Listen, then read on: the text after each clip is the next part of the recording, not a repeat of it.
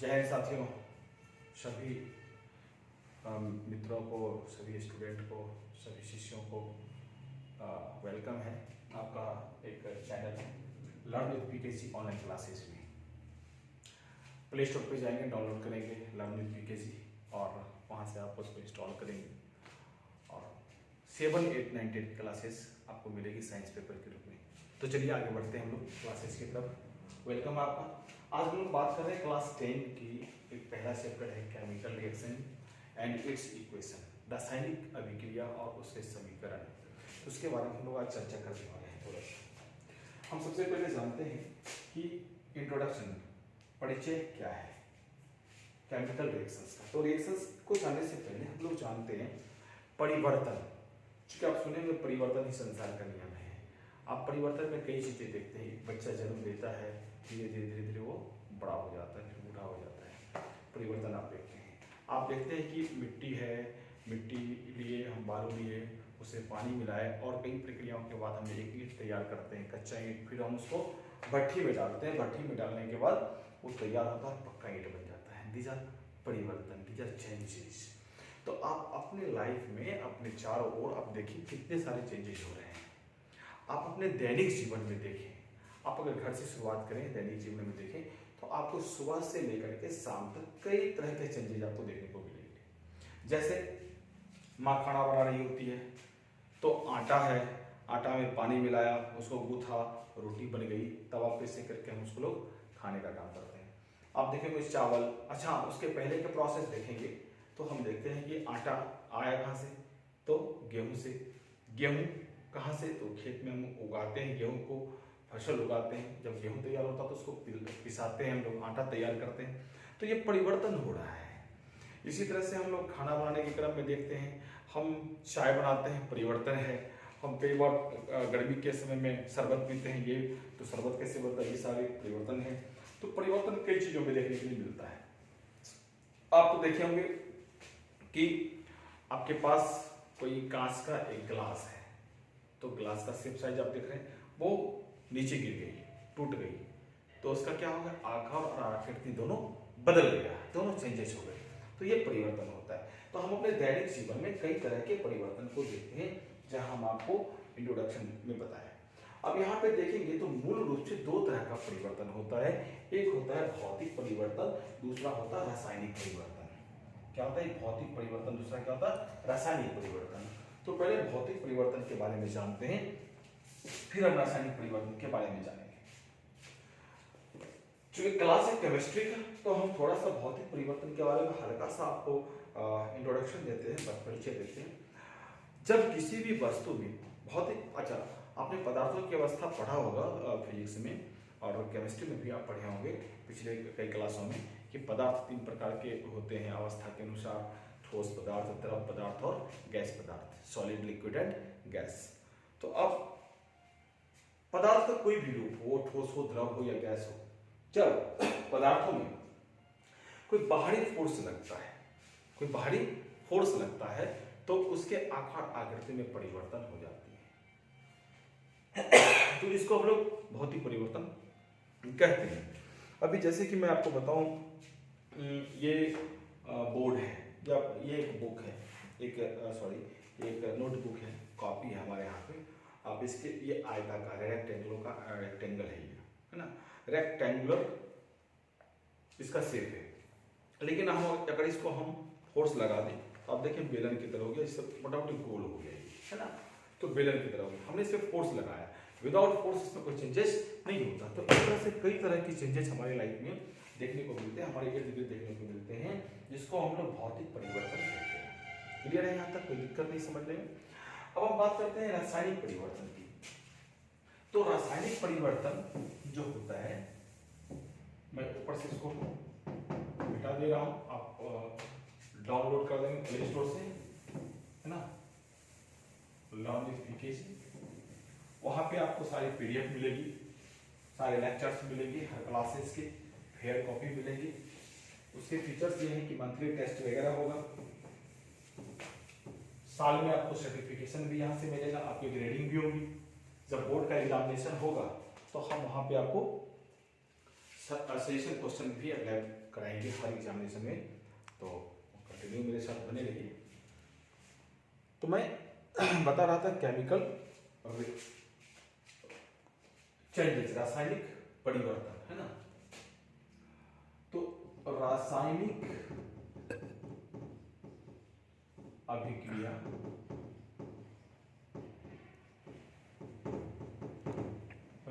अभिक्रिया chemical reactions, English को भी थोड़ा टच करते चले, ज्यादा बेटर होगा आपकी पढ़ाई, है ना, साथ में जानते चलेंगे। तो केमिकल रिएक्शंस बेसिकली होता क्या है कि जब दो या दो से अधिक पदार्थ या सिंगल पदार्थ, हम दोनों की चर्चा करेंगे, जब एक पदार्थ, है ना, या दो पदार्थ या दो से अधिक पदार्थ, कुछ भी हो सकता है, जब एक पदार्थ या दो पदार्थ या दो से अधिक पदार्थ आपस में संयोग करते हैं, आपस में मिलते हैं, मिलने के बाद तीसरे पदार्थ का निर्माण करते हैं। बात समझ में आ रही? आपस में मिलते हैं, ये या कई बार सिंगल पदार्थ होते हैं, तो किसी अवस्था की वजह से, वो टेम्परेचर की वजह से हो सकता है या प्रेशर की वजह से हो सकता है, वो टूट जाते हैं, टूटने के बाद भी कई पदार्थों का निर्माण करते हैं। तो यहाँ पे हम देखेंगे कि जब दो या दो से अधिक पदार्थ या सिंगल पदार्थ आपस में संयोग कर किसी तीसरे पदार्थ का निर्माण करते हैं। आपको मैं एक चीज बताऊं, एग्जाम्पल आपको बताऊं कि आप दूध तो देखे होंगे, इसमें हम थोड़ा चीनी मिलाते हैं, इसको हम थोड़ा सा चाय पत्ती मिला दें, है ना, चाय पत्ती मिला दें, और इन सभी चीजों को हम हीट कर दें। क्या कर दें? हीट कर दें, गर्म कर दें, है ना। तो आप यहाँ पे देखेंगे ये बन जाता है चाय। क्या बन जाता है? चाय, यानी टी बन जाता है। और इस टी को हम लोग, अब यहाँ पे देखिए कि हमने दूध दिया, चीनी मिलाया, चाय पत्ती मिलाया। अच्छा एक बात, दूध लिक्विड है, चीनी सॉलिड है, चाय पत्ती भी सॉलिड है, ठोस पदार्थ है। लेकिन जब हम तीनों को मिलाते हैं और गर्म करते हैं, क्या करते हैं? गर्म करते हैं, तो क्या बन जाता है? चाय। अब जो चाय बन गई, चाय इज अ लिक्विड सब्सटेंस, और इसको हम लोग पीने के काम। अब मुझे आप बताएं, ये चाय क्या दूध रहा या चीनी रहा या पानी रहा? ये तीनों पदार्थ के जो वास्तविक गुण थे, जो बेसिकल प्रॉपर्टीज थे, जो वास्तविक गुण था, दूध का जो एक अपना गुण था वास्तविक, चीनी का एक अपना गुण था वास्तविक, चाय पत्ती का एक अपना गुण था वास्तविक, इनके वास्तविक गुण, मौलिक गुण आपस में मिल गए और चाय का निर्माण किया। अब चाय की मौलिक गुण आ गई, ठीक है। तो इस प्रोसेस को, ये जो प्रक्रियाएं हुई तीनों की, इस प्रक्रिया को ही हम लोग प्रोसेस को हम लोग कहते हैं केमिकल रिएक्शंस, रासायनिक अभिक्रिया कहते हैं। जब दो या दो से पदार्थ, सिंगल पदार्थ की आप देखिए, कैल्शियम कार्बोनेट, आप चूना को सुने, चूना, कैल्शियम कार्बोनेट, अभी छोटी छोटी भाषा में समझाने का प्रयास कर रहा हूं। इसको हम हीट करेंगे, क्या करेंगे? हीट करते हैं, यानी हीट का ये सिंबल है, ये हीट का सिंबल है ना।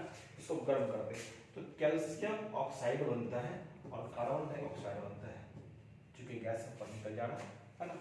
आगे हम इसकी भी चर्चा करेंगे, इस सिंबल का क्या मतलब होता है, नीचे के सिंबल का क्या मतलब होता है, तीर का निशान जब नीचे हो तो उसका मतलब क्या होता है, हम आगे चर्चा करेंगे। फिलहाल तो यहाँ पर हम देख रहे हैं कि एक पदार्थ है, कैल्शियम कार्बोनेट क्या है?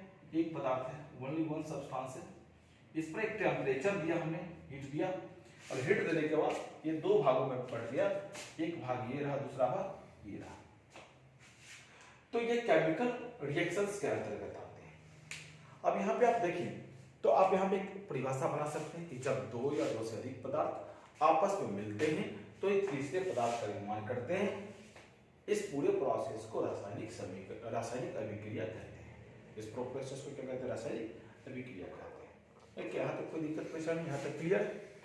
अब हम जानेंगे कि रासायनिक अभिक्रिया में क्या क्या होता है, क्या क्या चीजें होती हैं। सबसे पहले रासायनिक अभिक्रिया को आप देखें ध्यान से।